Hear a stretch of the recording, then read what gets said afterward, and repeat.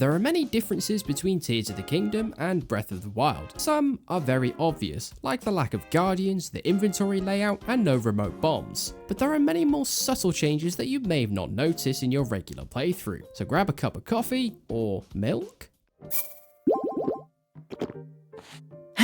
and let's get into the video. Cass is a large blue Rito native who can be found playing the accordion in the most random of places throughout Breath of the Wild, and is a pleasant guide to finding shrines. However, in Tears of the Kingdom, he is nowhere to be seen nor heard, and no other NPCs mention him. We will definitely miss this accordion bird. Changing your HUD mode to Pro clears away all of the guides and other info on your screen whilst you play, and is great for when you want to admire the view from the Sky Islands or get a flawless screenshot of the sunset. In Breath of the Wild, however, your hearts remain on the screen when Pro Mode is activated, ruining your lovely view. As part of the DLC for Breath of the Wild, you're able to obtain Ancient Horse Armor, which grants you the ability to summon your horse to your location regardless of where you are in Hyrule. This is unavailable in Tears of the Kingdom, meaning you have to be within a reasonable distance of your horse in order to call it over, though you can build your own vehicles, use Ascend and Tulin's ability, or just spawn to a Sky Island and skydive anywhere in Hyrule, making horses near obsolete as a form of transport. Coco is a funny little resident of Kakariko Village who speaks in third person. You can help her cook meals for her sister, and she rewards you with a portion of each meal. If you visit Kakariko Village in Tears of the Kingdom, you'll see that she's actually grown taller, no longer speaks in third person, and makes the ring garlands you'll see in stables. You can even purchase one for yourself, just don't try climbing on her table.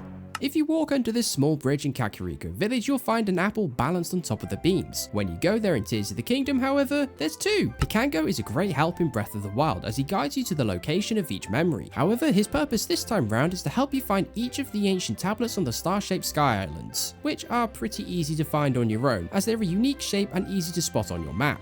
We're glad to see his artistic skills haven't changed though. The literal sun has changed position between the two games. If you look around at about midday in Breath of the Wild, the sun is north and casts a shadow to the south. But in Tears of the Kingdom, the sun is now in the south and casts shadows to the north? You may not pay much attention to the sound your sword makes when you swing it,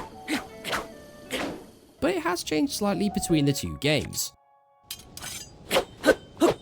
Also, your sword and your shield now makes a small whoosh sound when you put them away,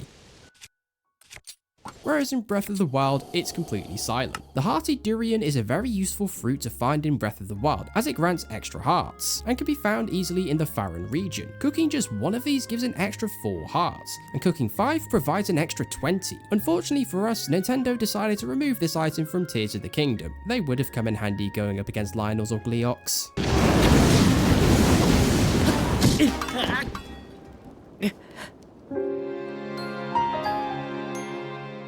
The Gerudo outfit is necessary to enter Gerudo Town without being thrown out, and can be customized to your liking. Riju, however, changes the rules in Tears of the Kingdom, as she allows Link entry without need for a disguise, which is why this outfit is not available in this game, and leaves many fans disappointed, though you still get arrested for stripping in the town, so they haven't changed their rules completely. Swimming in any Zelda game is slow and tiresome, even with the Zora armor, but with the diving feature, it's a lot more fun to leap into water and make a big splash. Though if you jump from a high ledge into water in Breath of the Wild, you'll notice your splash is much smaller, and that the sound has also changed. When you'd get too hot or cold in Breath of the Wild, the gauge would let you know by indicating the temperature on the flashing dial. Now it also adds some text next to it: unbearable heat if it's too hot, and unbearable cold if it's too cold. Not only is all the lava surrounding Goron City disappeared and is only found in the depths and a few caves, but the texture and colour has changed slightly as well, though it still hurts the same. While it's a nice feature to have one extra coloured pin for our map, we bet you didn't realise some of the stamps had also changed, along with an additional pin that's shaped like a person. Then the shield stamp has been changed to a diamond shape,